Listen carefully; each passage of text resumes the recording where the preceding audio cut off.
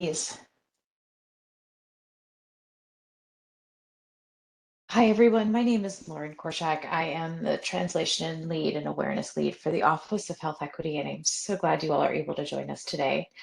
Just wanted to provide everybody with a little bit of background about the Office of Health Equity. We were created in 2012 to ensure that the Veterans Health Administration provides appropriate individualized healthcare to each veteran in a way that eliminates disparate health outcomes and assures health equity.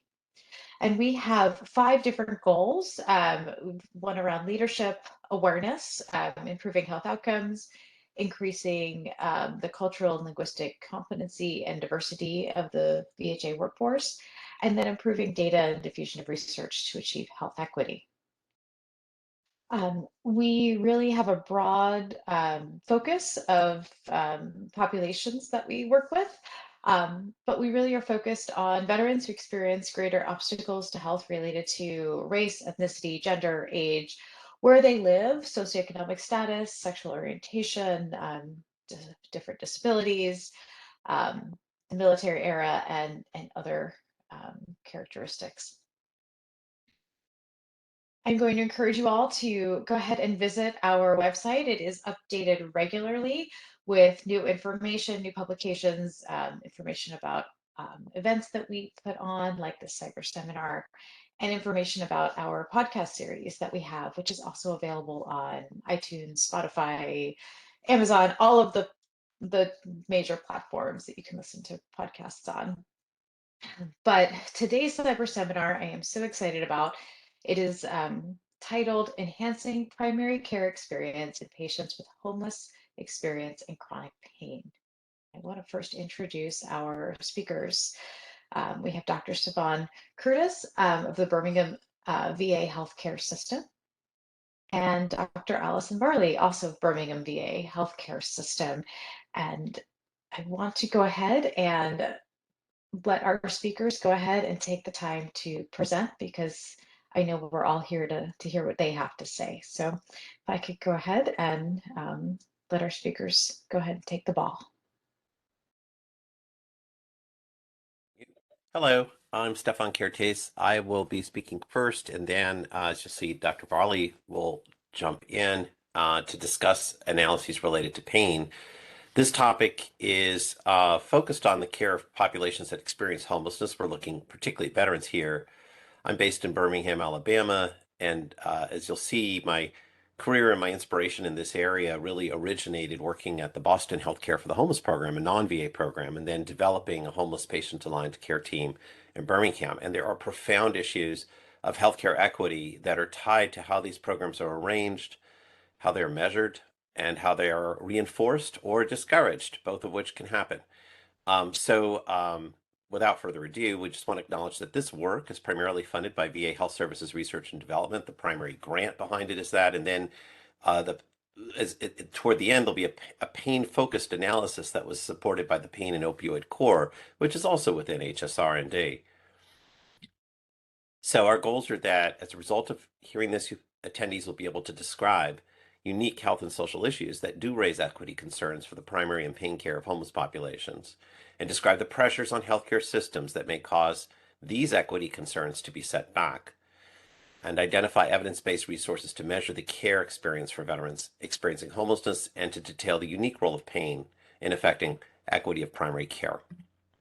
So a little bit of background is necessary before we get going into the research. What I'm showing you here is a count of the people experiencing homelessness on a given night in January. Obviously, people go in and out of homelessness, and obviously a count carried out by various cities around the country doesn't cover the full terrain even of those cities, not to mention the surrounding areas. So it's really mostly useful for trend lines rather than totals.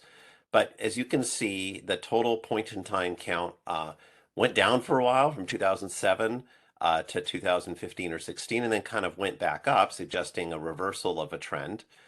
The other numbers I wanted to point out are the red line, which is toward the bottom, but shows that rise in unsheltered people experiencing homelessness.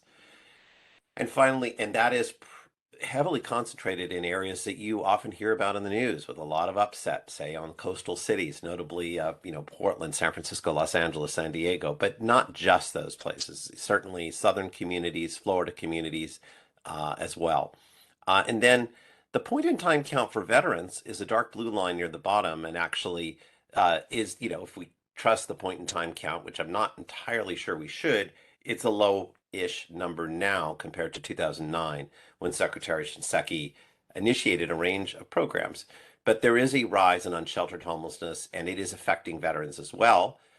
This is from the most up-to-date count we have, where January of 2020 is the last number shown. This is looking just at veterans. The green line is the total count. Again, point in time, so more people over the course of a year experience homelessness than you would see in this count. But that unsheltered number is gray and seems to be creeping up from 2016 to 2020. And, remember, I guess I just want to underscore that as cities gentrify and clear out the central part of the city for a variety of worthy causes, they also clear out people who could be counted, who then kind of scatter to areas that are often harder to find. So I do worry again about the counts. The population of people experiencing homelessness, veterans or not, is a highly vulnerable one. Among veterans who've experienced homelessness in a 10-year follow-up study published by John Shinka, the hazard of death was escalated by a factor of 3 among young and middle-aged veterans.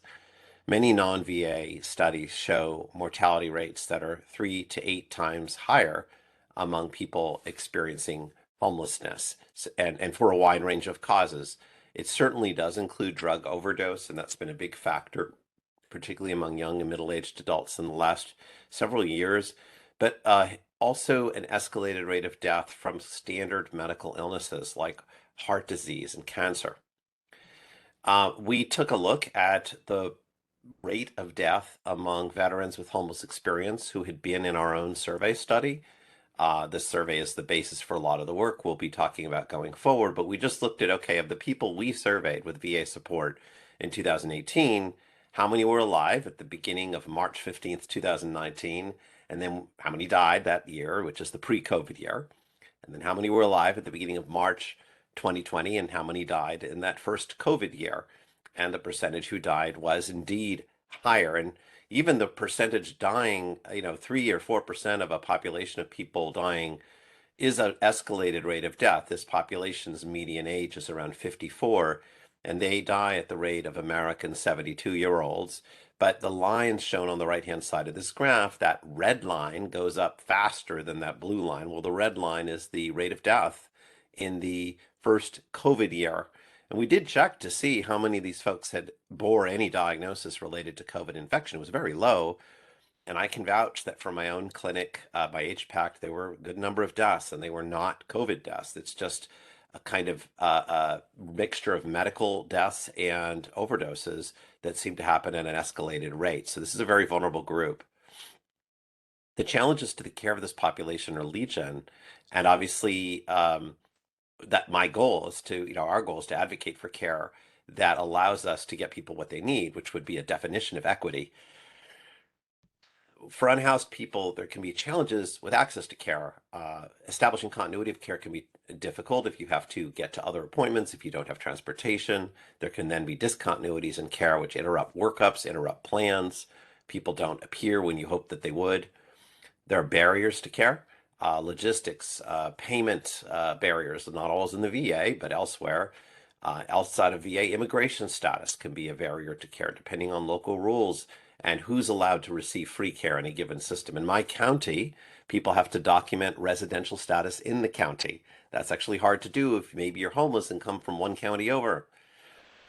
Needs, complexity of medical problems. The severity of those medical problems is often worse. There are social, medical, and psychological challenges. And in the psychological challenges, I don't just mean mental, mental conditions that we typically diagnose, but also distrust, a history of being mistreated in institutionalized settings, a history of mistreatment in the healthcare system itself, feeling unwelcome in healthcare. Those influence people's disposition for engaging in care. And that prior health system trauma and the stigma that the population feels influences both how the clinicians behave, how the front desk behaves, and how the patients react, and can lead to bad experiences quickly. Care experiences are often poor. There are many studies of this, but I want to highlight a qualitative paper which we interviewed people back in 2010 through 12, but this was published by Dr. Varley in 2020, interviews with patients and healthcare professionals about their aspirations in primary care. They talked a lot about access. They talked about the desire to walk in, challenges getting appointments. They also talked about stigma and projections related to pain. This is a quote from 2009, I think, actually. And this person apparently had a wreck and has an addiction history. And I think they're talking about opioids. You'll decide for yourself. The patient responds. The other side of that is having somebody that looks at your records and using them in a punitive way as not to treat you, but to cure you of something that you may not need to be cured of. In my case, I had already kicked my drug habit. I was trying to deal with my problems that was part of the wreck as a result of my drug use. And rather than her address those needs, she took a different attack in dealing with me. And from the context and from reading that quote closely, we think the patient has long-term pain related to a wreck that was tied to their drug use, and that the patient was hoping for pain care, maybe opioids.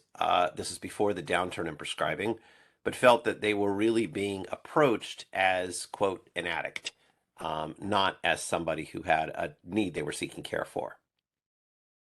So with that introduction, I'd like to turn to the survey that we developed and the main findings we found about tailored primary care programs, because the tailoring of a primary care program is an investment. It may look disadvantageous at times because it costs extra, and yet it is a core component of establishing healthcare equity. So the real question that animated me did this work, beginning with the Healthcare for the Homeless program that existed outside of the VA, was how did clinics, programs, and funders get it right? Do these Healthcare for the Homeless programs or do VA's homeless patient-aligned care teams, what are they doing that's unique? And the picture shown on the right is one of my mentors and inspirations, Dr. Jim O'Connell, currently the president and the founding doctor of Boston Healthcare for the Homeless program. And I took that picture at around midnight in the middle of the Boston Crossing, which is sort of a shopping mall.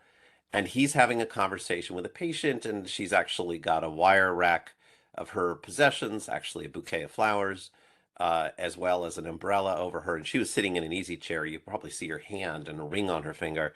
And she was homeless out on the streets at midnight, kind of relaxing. And Dr. O'Connell's having that visit out there on the street. What is that? That's a unique kind of healthcare encounter.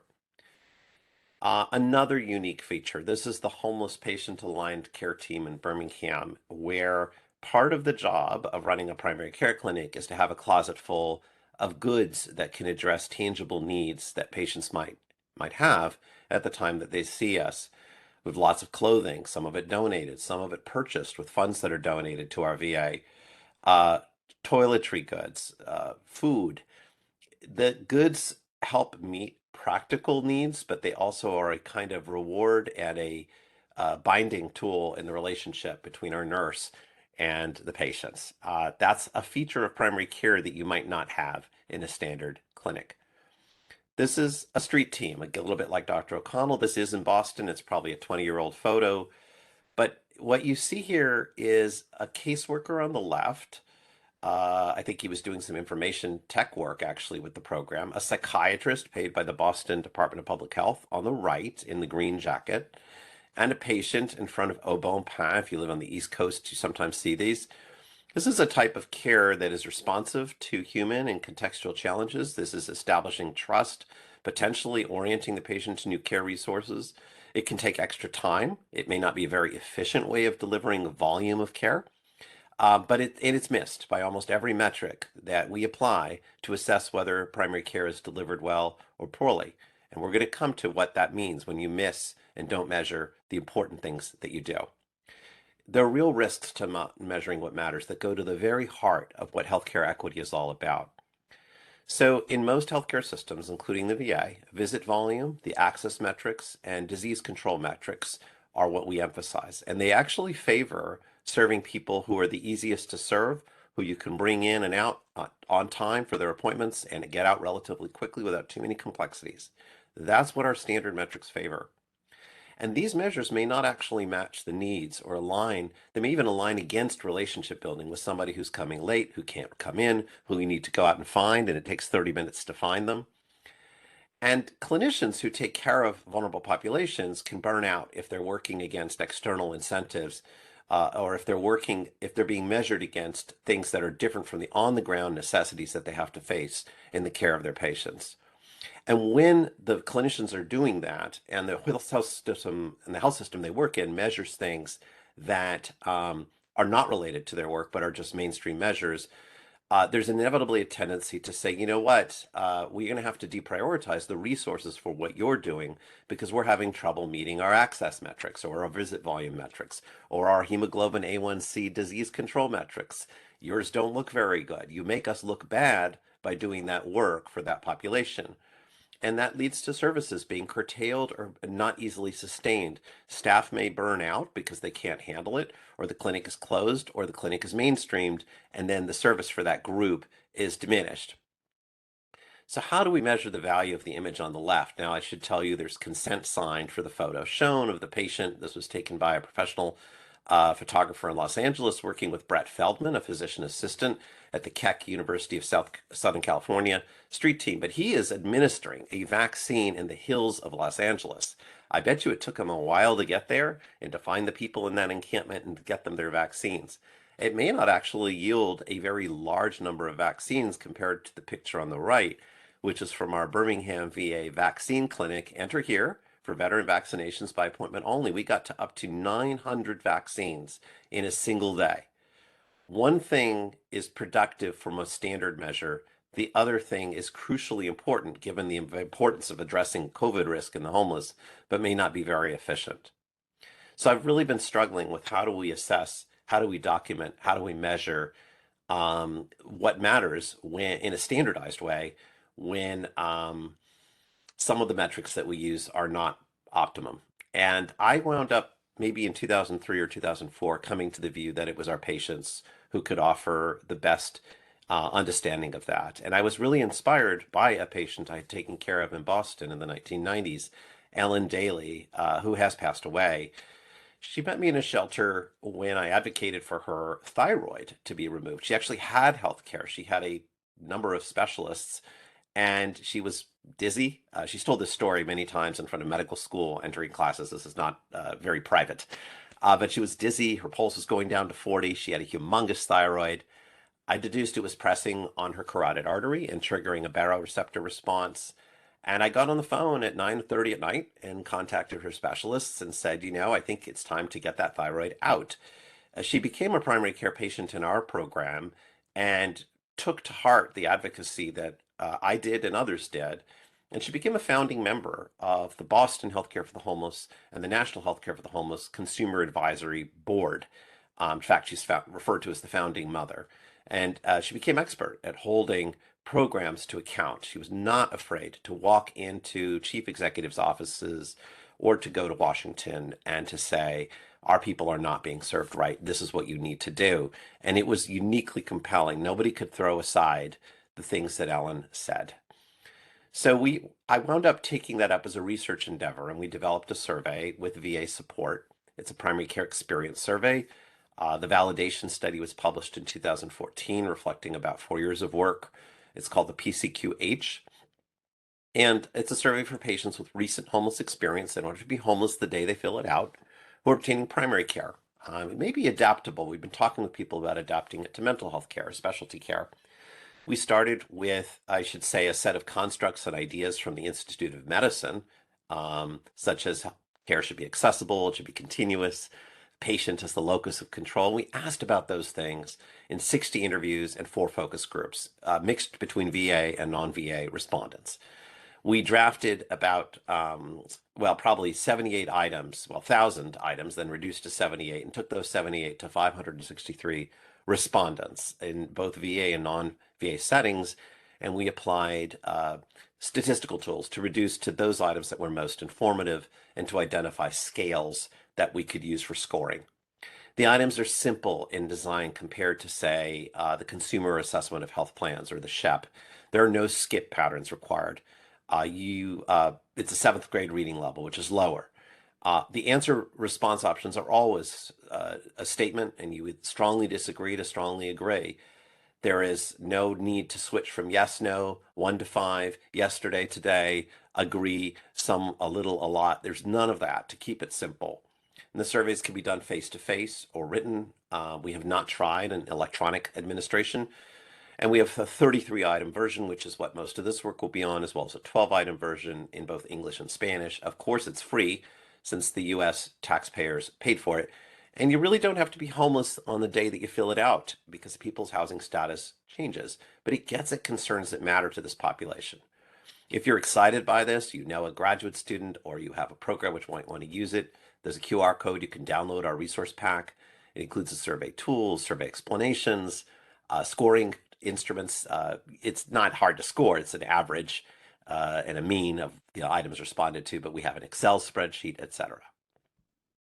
It offers 4 scales. Of course, we asked about many things, but in the statistical workup, we found 4 basic scales. One is the relationship to the clinician, perceptions of that relationship. That includes trust, stigma, the ability to talk about substance use. Cooperation, and that's perceptions of cooperation among the members of the care team. There's only 3 questions in that, but I'll show examples. Then accessibility and coordination. And finally, homeless specific needs. That's what our statistical analysis suggested we had gotten. As examples for relationship with the clinician, there's 15 items in the longer version of the survey. People have to agree or disagree with something like this. If my provider and I were to disagree about something related to my care, we could work it out. And the reason that question is there is because we were inspired by an idea that articulated by the Institute of Medicine that patients should have control in their care. And when we asked patients about the idea of control in their care, they said, no, not exactly. That's not exactly what I want in my care. In fact, you shouldn't always trust me if you give me control. And they talked about this idea of a negotiated relationship. So we had to draft an item that approximated what they told us. This one, I can be honest with my primary care provider if I use drugs or alcohol. Again, we can't assume people are using drugs or alcohol the day they fill it out. So we're asking, could you be honest about it? Cooperation is about what they see. I have been frustrated by lack of communication among my primary care and other healthcare providers. If patients agree with that, it's bad. Accessibility and coordination of services. This one is about actually whether the clinic is accessible despite other challenges. This place helps me get care without missing meals or a place to sleep. Another one, I have to wait too long to get the healthcare services my primary care provider thinks I need, which is really about referral and efficiency of referral for other services or x-rays even. Homeless specific needs. This place tries to help me with things I might need right away, like food, shelter, or clothing. And this one's a little bit more about the attitude of the staff. The people who work at this place seem to like working with people who've been homeless. So these are very different from what you see in the Consumer Assessment of Health Plans. In 2018, we were funded by HSR&D to do a larger study to compare VA's own homeless specialized clinics called HPACs. There are about 60 around the country, and mainstream primary care for veterans who had all had homeless experience, and they were getting that care in the same facility. So even at Birmingham VA, where I am, we have patients in the HPAC, but we have homeless experienced patients using the other primary care services. So it was to compare mainstream and HPAC care.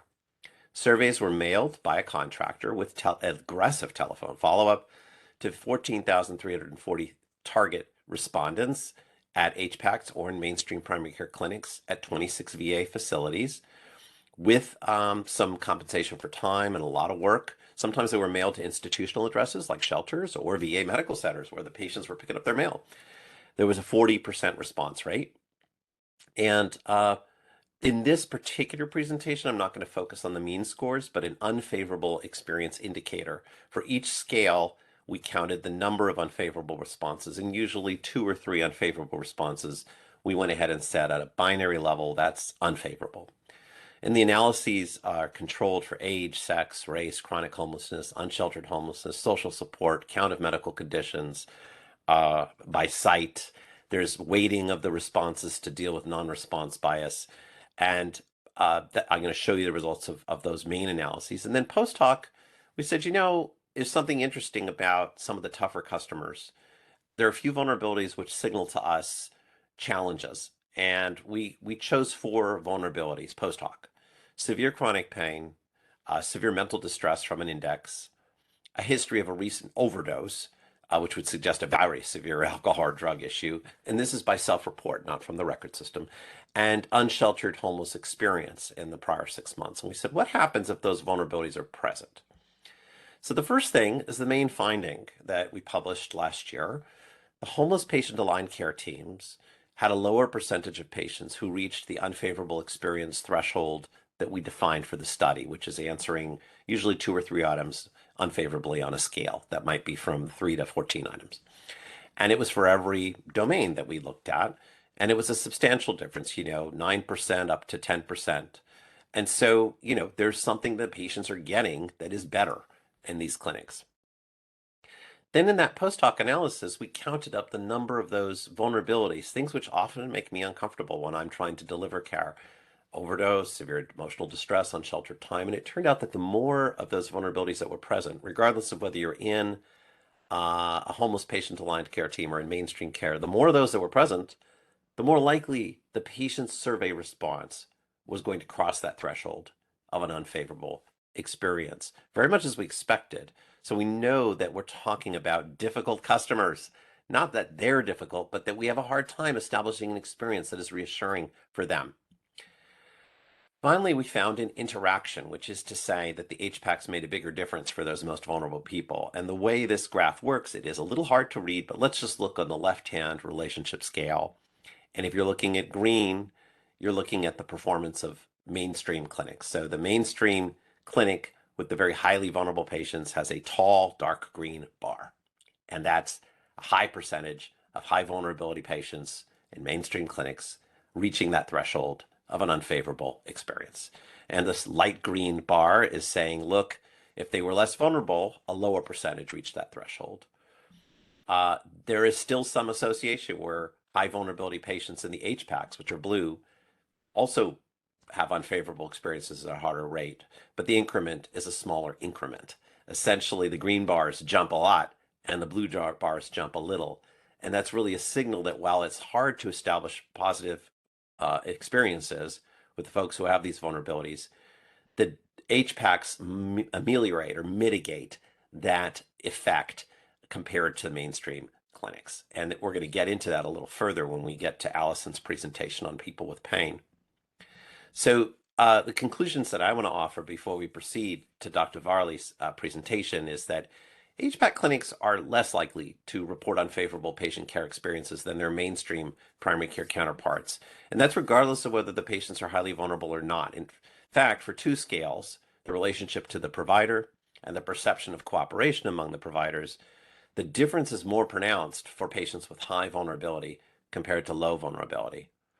Now, there's a limitation to this kind of work. We're talking about patient experiences. It's not exactly satisfaction. We don't just ask, were you satisfied? We're asking about their perceptions of specific aspects of care, but this is not a study of disease control. So if you said, what I really care about is whether diabetes is controlled, we haven't measured that. And I don't know for sure if the better A1Cs are going to emerge. But the policy implication of this work is that specialized clinical services, especially in primary care, maybe elsewhere, do require investments and protection.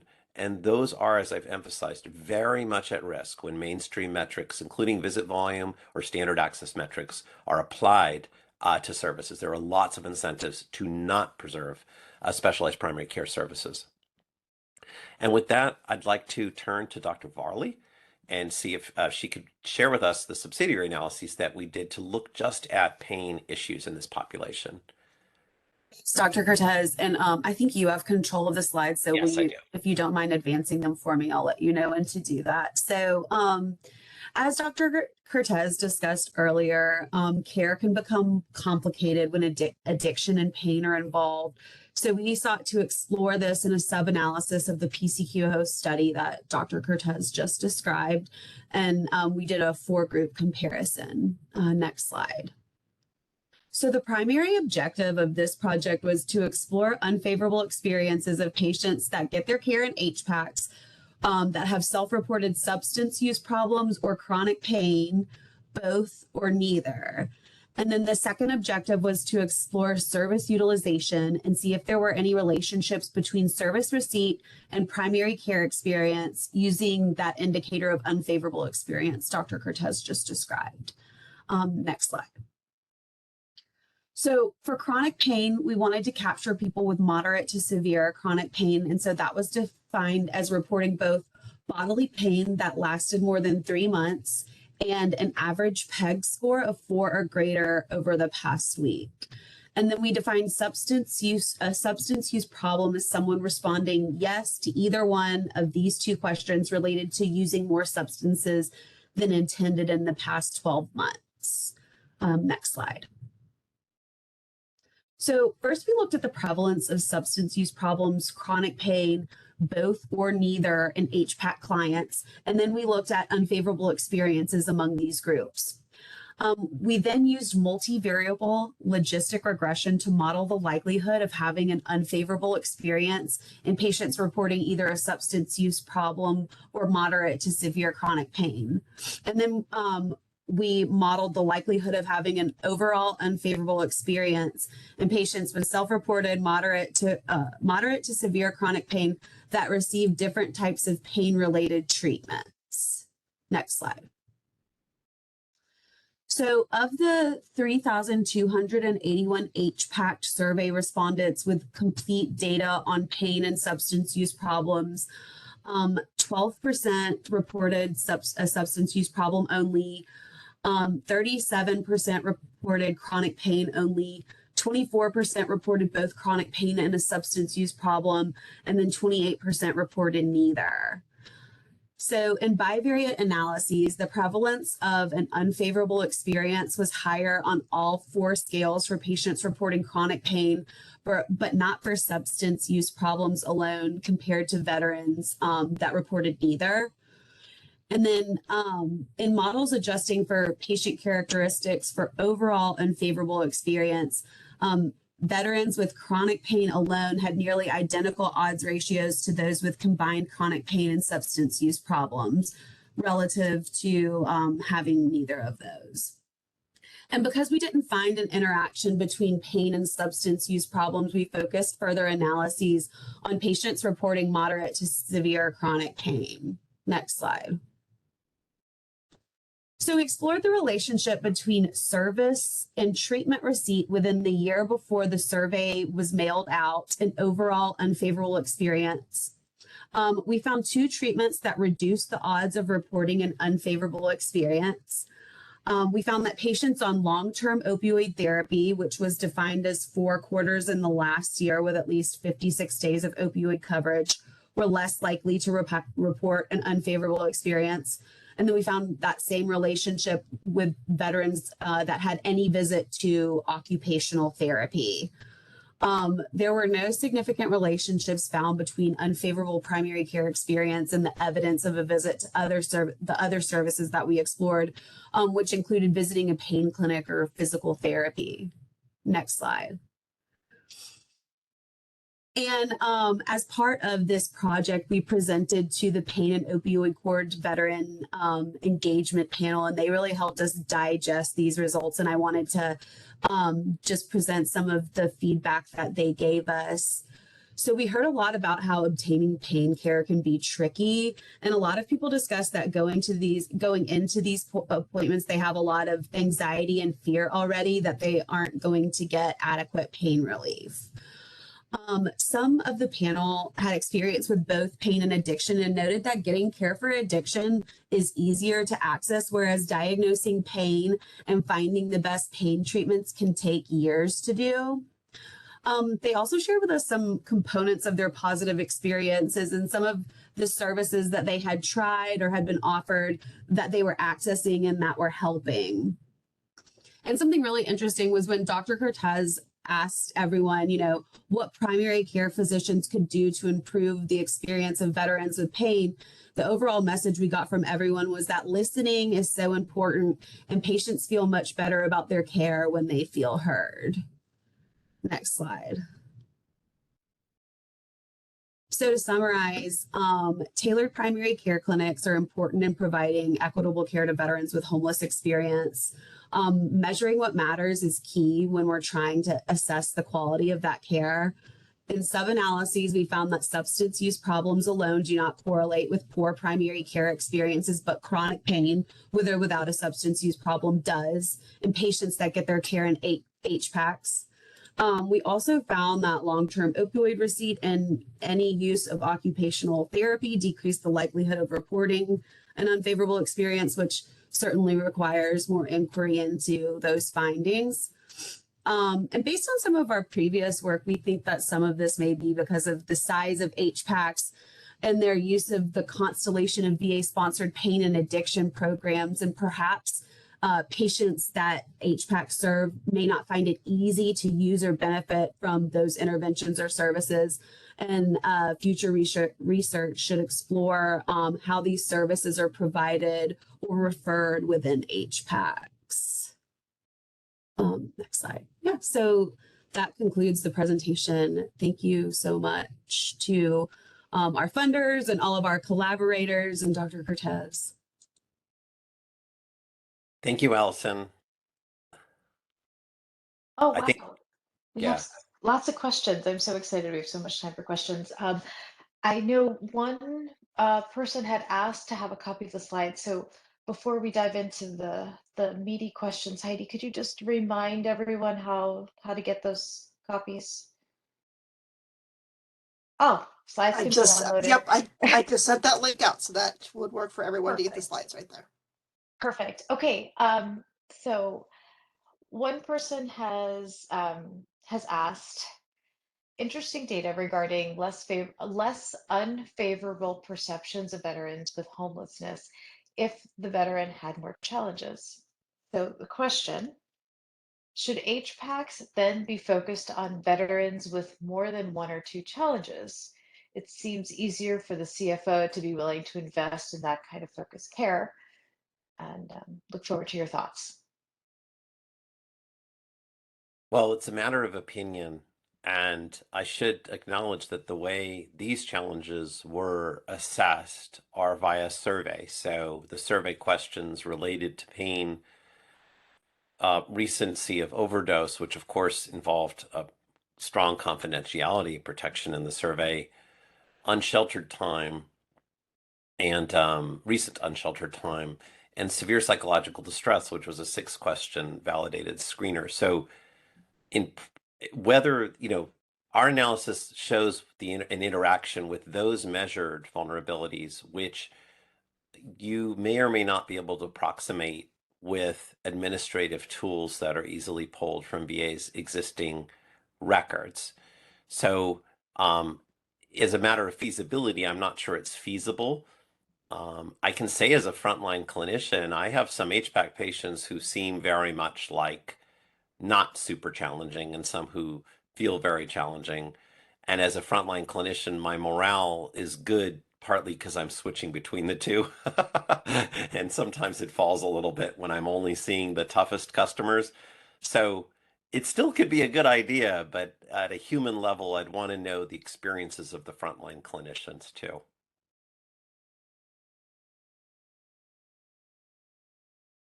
Thank you.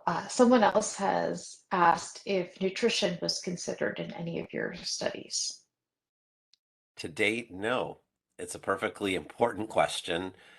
There are other studies of nutrition in people who have had homeless experience. In the United States, obesity is actually a major vulnerability among people with lower economic and social resources. And that's true among homeless populations, although, of course, there are nutritional deficiency diseases that sometimes emerge. We don't have a study measure currently that addresses food intake, food insecurity, or nutrition, and that seems like a really ripe subject for exploration. And have you all been able to publish these results yet? Yes. So the main analyses comparing the HPACs and also showing that there was a substantial interaction between the number of those vulnerabilities and the patient's self-report of an unfavorable experience was published in a special issue of Medical Care in 2021 with me as the lead author, called Comparison of Patient Experiences. And there, of course, a body of other papers that have kind of come out looking at that. And that particular paper is now public access. You don't need to even get into, I'll just put a link in the chat, but you don't need to get into your library to get the paper. And then the qualitative results were published by Dr. Varley. I think that's also now public access, which is in qualitative health research. And is based on interviews we did for the first study back in 2010, but it took Dr. Varley to help us through the results. There's also a good body of primary care work by Audrey Jones from University of Utah and Salt Lake City, VA, which is really linked, and she's a partner to us in the research. I'll put the qualitative health research link in the chat as well. I think it's very striking that in that qualitative paper, we never once asked about pain, and yet pain was mentioned almost 200 times spontaneously by the people who we were asking entirely different questions. But that's what they brought up to us repeatedly. And I think that that's kind of telling. So when I get a link to that, I'll throw that in the chat as well. I just found it. It went on public access yesterday, I think. Well, that's absolutely perfect timing. I do want to remind the audience members that you can go ahead and type in your questions to the Q&A box. We have another question. If veterans say that provider listening and shared decision making are critical for satisfactory therapy for pain and other things, how might HPACs and usual PAC providers be supported by a system to be able to listen? So I think if one is in the healthcare management setting, that's, I mean, I'm speculating a little bit, but what can get in the way of listening are a wide range of things. Some of those are internal and come to us as clinicians from our professional training and challenges in our professional training, which often emphasize a kind of cookbook task completion rather than a truly engaged human relationship. And the healthcare systems could try to support, at least ask people what would help with doing that. I think it's easy to say, and I will say the easy thing, which is if there's 100 quality metrics and reminders in the CPRS, and I'm feeling that I'm only being measured on whether I got people 18 vaccines and 14 lab tests and a colonoscopy, those pressures may get in the way of listening. And yes, I feel that way, but I also really think that the health systems need to be collaborating with healthcare training systems to adjust the way we think about what we're doing when we do healthcare. And I think that a lot of what healthcare systems represent to us is what we learned in medical school or PA school or nursing school should be healthcare. A great deal of forming effective clinical relationships where you actually hear what people are saying can lead to better results. There's a good body of work by my friend and VA investigator Saul Wiener on that exact issue of listening for what matters and forming productive clinical relationships. He shows monetary savings and better disease outcomes with that. So, but that requires a collaboration between healthcare systems and professional training. Thank you. Someone else commented, chaperone service or peer support can also be a mediator. That's a great question. So I heard peer support as a potential mediator. What was the other one? Chaperone service or Chaperone. peer support can be a mediator. Yeah. I think that's a really, I mean, I haven't studied it formally. I think that to the extent that the relationships and are set up to buffer and show fundamental respect for the client, even if they're having a difficult moment, they can be extremely helpful. I have had patients who are with family members who are chewing them out while they're seeing me. And I wanted to get those family members out of the room because I don't want to see my patient humiliated by somebody else in their life. But a chaperone is a little different, actually. They're usually provided by the healthcare system. Mhm. And someone suggested reading the 15-minute hour, the BATHE technique is a good model for interviewing. If somebody could put it into the chat, I've written 15-minute hour. That sounds really interesting. And the other, I mean, in a shameless act of self-promotion, I'll mention that my friend and co-host on these relationship issues, not a homeless scholar, but is Saul Wiener, and we have a podcast called On Becoming a Healer. And, it does focus on the relationship aspect, but I do want to emphasize that the other side of this is what management decides to prioritize in a healthcare system, which is, of course, part of why I've been doing this research. But I put a link to the podcast on the healing relationships and the listening. And we have episodes literally on, including my failure to listen. We have an episode literally on that. And then somebody's commented, good point on just too many measures. Have you seen the quote unquote what matters, i.e. whole health 3-item questionnaire that some VA facilities are using to improve veteran-centric care? I'd be very interested in seeing it. No, I haven't. So please, if somebody could direct us to it, I'd be very thankful. Okay, 'cause they were asking it in, apologies, the chat and all the boxes were getting in the same place. I couldn't read. Could these measures be used to support HPAC investment for care? So I guess it's something to be investigated further. I have a question since it looks like the audience is taking a breath. What do you think it is about HPAC care that leads to lower unfavorable outcomes? Oh, that is very hard. So we have a paper we're writing now, and when we proposed this proposal, we literally promised to the funder that we were going to find the magic ingredients. And the word magic means that I'm feeling a little chagrined at the strength of the promise we made in the proposal. And we measured the HPACs. That is, we developed a standardized survey of HPACs called the Homeless Organizational Evaluation Tool, also known as the HOAG, and it is named after April Hoag, who is the study coordinator and on this call. And we interviewed 2 staff from every HPAC. There were actually 29 HPACs of those 26 facilities. And we assessed things that ranged from team spirit, teamness, how they relate to each other, to leadership support for the HPAC, to ways in which they accommodate services, and several dozen questions about aspects of the service. And then with what turned out to be 80 variables and 3,500 respondents, we realized it's going to be tough to analyze this. And we went to a statistician, and they threw it all into a statistical machine, sort of a form of machine learning, which tries to partition out which features really made the biggest difference. And there is some evidence that the teamness of the group made a difference. There's some evidence that leadership support made a difference, at least on some of these indices.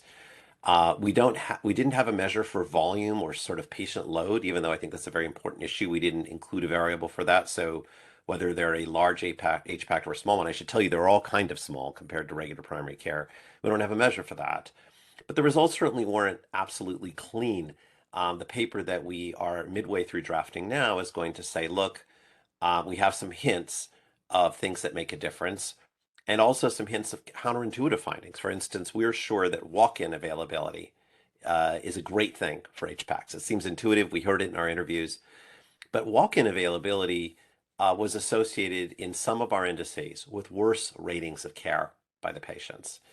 And we don't have a formal answer for that, but our current speculation is that clinics that do a ton of walk-in business actually wind up delaying and inserting long wait times for patients who have shown up for their scheduled appointment. And if you only have one clinician or half a clinician, as most of these clinics do, that's not an expansile and permissive situation for walk-in availability. So I think that a smaller number of patients makes a difference. I think having people who self-selected to work with this group makes a real difference because they're less afraid, they're more comfortable with the group. I think that knowing that your facility and your leadership respect and value what you do makes a difference. I think having those tangible needs makes a difference. having like the toothbrushes and the socks. I think having your own mental health provider inside the clinic makes a difference. And we had some indicators of those things, but I don't think I don't think our data is proof positive of that. And I think that it's going to be tough to offer a completely solid case that we know what makes the difference. We could just say that this thing looks like it's different. Thank you. So, as a first line provider and someone who's sitting in clinic and seeing patients, how are you using all of your data and all your results that you're collecting when you put on your research hat in your practice? That's great. Because it sounds like you're obviously passionate about making the world a better place and providing better and better care. Yeah. So within the context of clinical work, and I am the program lead for an HPACT. I'm not really the manager of how primary care operates, but I'm the program lead for our HPACT. So I do attempt to both represent to all members of the team that the work that we are doing is special and important and makes a difference. I try to make sure that they know I have their back and going up to leadership and advocating to our leaders whenever there's a risk to the HPACT operations or to the staff. They need to know that I'm escalating things and representing us in a good way up to, if necessary, facility leadership. I've been very aware that patients' responses on the question of cooperation, they often perceive a lack of cooperation among members of the team. And so I've worked to mitigate that by telling patients very explicitly who I will speak to about the care that we carry out. Within the HPACT itself, I often bring in another member of the team, such as our LPN or our RN, and I ask the patient and the nurse to discuss with me whether the plan that we are developing makes sense and who's going to do what next. And when I pick up the phone, I'll sometimes have the patient listen to me as I call additional people, or I show them the message I just sent their psychiatrist and say, look, I'm now in contact with your psychiatrist. We're going to work this out, So that perception of lack of cooperation is something I'm very working to mitigate. The other thing that 14 of the items are under that relationship scale and have to do with trust and listening. And so both in my own behavior and in how I speak with my colleagues, I try to offer the idea that we're going to convey that our posture is one of respect, of openness, of wanting to be reached, and no judgment. And I say that a lot. Hey, I'm asking about something. I know it's a little sensitive. I just want you to know I'm not judgmental here. I'm really just genuinely curious about how you're handling, I don't know, where you laid last night, or, there's going to be a urine drug test. I'm actually required to get it. I want you to know I'm not going to judge you about the results. I just need to know. I may not even change your care, but I need to understand what's going on. Let's talk about what's going on with you. So it's attitudinal, but it also involves tangible forms of buffering fears about communication, both for the team members and for the patients. Thank you. One of the audience members asks, regarding teaming, from your experience as a clinician within an HPAC, what lessons have you learned about creating and supporting stronger teams? We visited a number of primary care clinics. In the process of developing the Hoag instrument, we visited primary care clinics that serve homeless individuals, both in and outside of the VA. Some of their strengths, which we've tried to adopt and haven't always done as well as I'd like, but at social events that occur outside of work at a time that people find convenient and not a burden to their family life is important.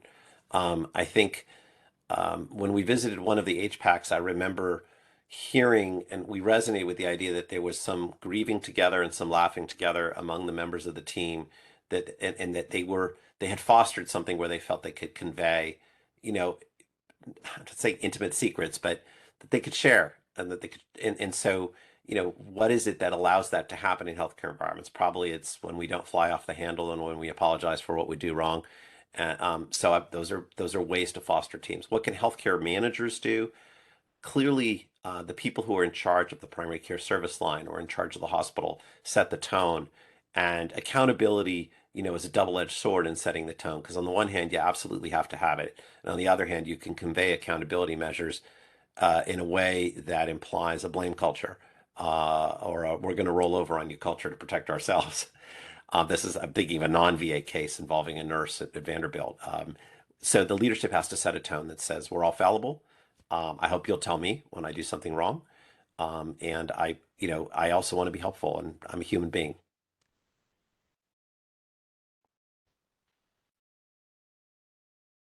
Fantastic. We have an audience member who's an occupational therapist. They're a HUD bash OT, and they would love to see OT embedded in all of the primary care clinics, but especially HPAC. These results seem to support it and would love to assist if they could. So first of all, please send an email. I'll put my VA email on university one for all attendees to us, so we at least know who you are. We don't yet have an OT project. I think I should comment on, the finding that emerged in Allyson's analysis, that there were two services that seemed to be associated with somewhat better experience. So this is, remember, a cross-sectional survey. One was OT, and the other was receipt of long-term opioids. And in cross-sectional data, you can't draw a formal cause and effect. People who know my life as an advocate would be aware that I have made the case that involuntary taper could be harmful. But our data are not about that. And I think it's very possible that in both cases, we're looking at situations of reverse causality. That is, maybe the long-term opioids don't cause better experiences, and maybe occupational therapy doesn't either. Why do I say that? Well, first of all, I'm a researcher. It's cross-sectional data. It doesn't prove cause and effect. But also, if I think about in the era that we collected our data, which patients are sent to OT? Well, they're very often people who are beginning to engage in occupational work, and they have arm issues and usually upper extremity issues, and they're like trying to move forward on something else. And so these are people whose lives are coming together sometimes, and this is now the next step.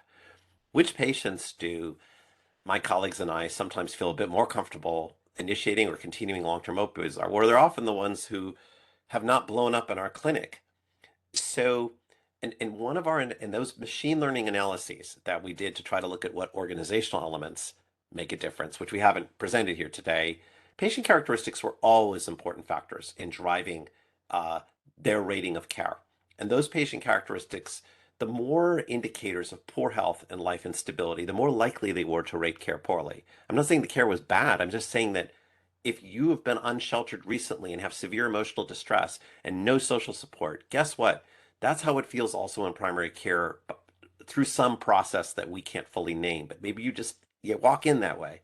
So I look at those services that emerged in Allyson's analysis, and I think, well, it could be that the long-term opioid therapy is helpful, or that the occupational therapy is helpful in affirming a primary care relationship. But it could also be that we're offering those things to people who are in a fundamentally better place at the time that we see them.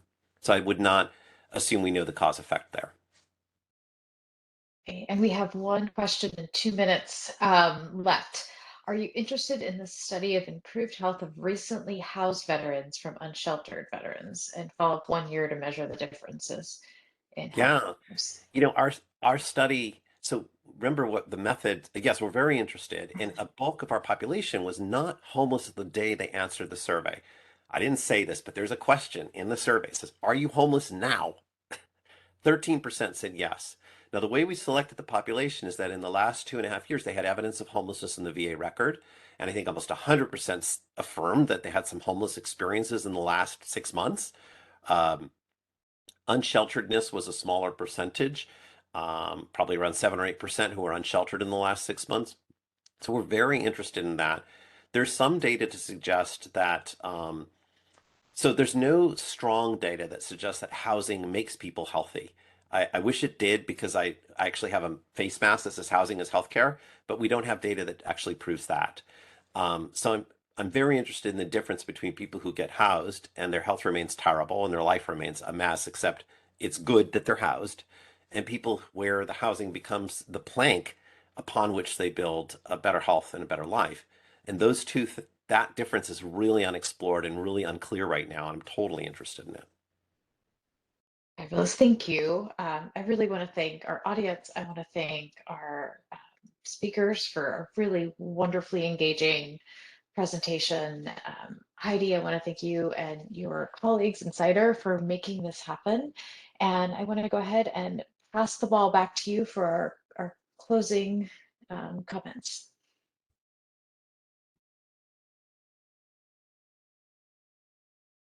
I just want to echo what Lauren said. I want to thank our presenters for their time that they put into this today. We really do appreciate all the work that you put into this. For the audience, when I close the meeting out here in a moment, you will be prompted with a feedback form. We would appreciate if you took a few moments to fill that out. Thank you everyone for joining us for today's HSR&D Cyber Seminar, and we look forward to seeing you at a future session. Thanks everyone.